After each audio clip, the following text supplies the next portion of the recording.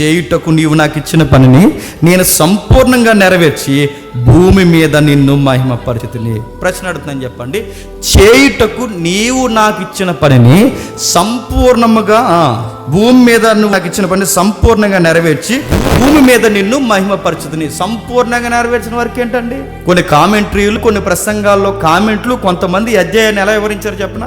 నేను బైబిల్ నేర్చుకుంటూ తొలినాళ్ళల్లో నన్ను డిస్టర్బ్ చేసిన అధ్యాయాలు ఇక అధ్యాయం 1. ఎందుకంటే రాంగ్ ఇంటర్ప్రిటేషన్ ఇచ్చిన ఆ జ్ఞాపకాలు నాకు ఉన్నాయి, వాళ్ళు ఇచ్చినవి మీరు జ్ఞాపకం చేసుకోండి. చాలామంది చేయుటకు నువ్వు నాకు ఇచ్చిన పని కానీ కొంతమంది ఏమన్నారంటే ఆయన ఇతర సమీప గ్రామాల్లో సువార్త చేశాడుగా, ఆయన ఇతర సమీప గ్రామాల్లో సువార్త చేశాడు కనుక ఆ సువార్త చేసే పని ఇంక చేసే అవకాశం లేదు. ఎందుకు? ఈ ప్రేయర్ ఎక్కడిది? ఈ 17 అధ్యాయంలో చేస్తున్న ప్రార్థన ఎక్కడిది చెప్పండి?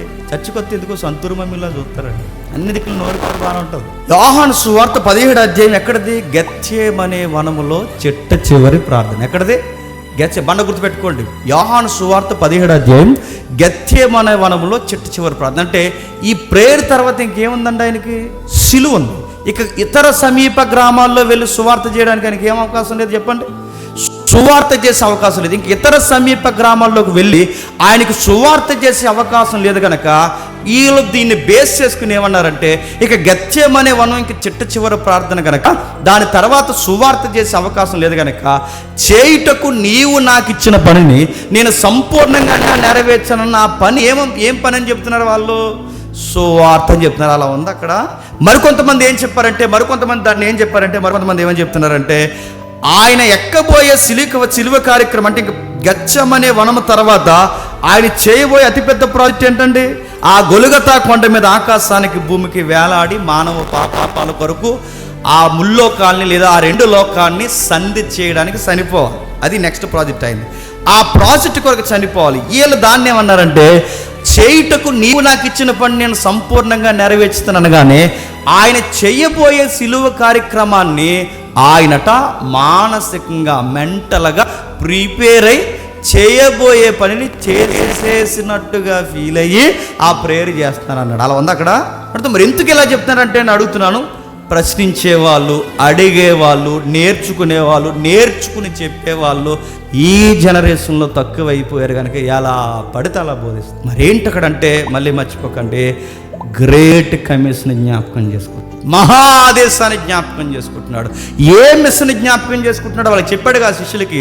ఏమని చెప్పాడు? మీరు సర్వలోకానికి వెళ్ళి సర్వ సృష్టికి సువార్త ప్రకటించి అనేకులని చెప్పండి శిష్యులుగా తయారు చేయండి. అంటే మిషన్లో బాగా వినండి, మిషన్లో అతిపెద్ద ప్రాజెక్ట్ ఏంటి చెప్పిన? శిష్యులను తయారు చేయి. ఏం చేయడం? శిష్యులను తయారు చేయడం. అంటే ఇప్పుడు చేయుటకు నీవు నాకు ఇచ్చిన పని అంటున్నాడంటే ఇప్పుడు ఆయనకు అప్పగించిన పని, తండ్రి తనకు అప్పగించిన పని ఏంటన్నమాట చెప్పాలి. 11 మంది 12 మంది శిష్యుల్ని తండ్రి అయిన దేవుడు కుమారుడికి అప్పగించాడు. ఇదిగో ఈ 12 మందిని నీకు ఇస్తున్నాను, ఈ 12 మందిని నువ్వు సంపూర్ణముగా తయారు చేయడమే మిషన్. చేయుటకు నీవు నాకు ఇచ్చిన పని నేను సంపూర్ణంగా నెరవేర్చానంటే ఆ ప్రేయర్కి అర్థం ఏంటి చెప్పండి? నేను వెళ్ళిపోతున్నాను, నేను వెళ్ళిపోయిన తర్వాత ఈ ప్రాజెక్టును కొనసాగించే వారియర్స్ నేను చెప్పండి రెడీ చేసేసాను. అది ప్రేయర్.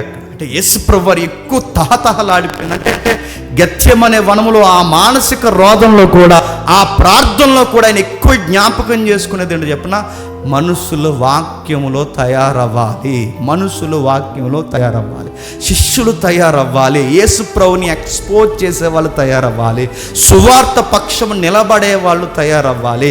అలా తయారు చేయడానికి దిట్ట కలిగిన వారిని ఎంపిక చేసి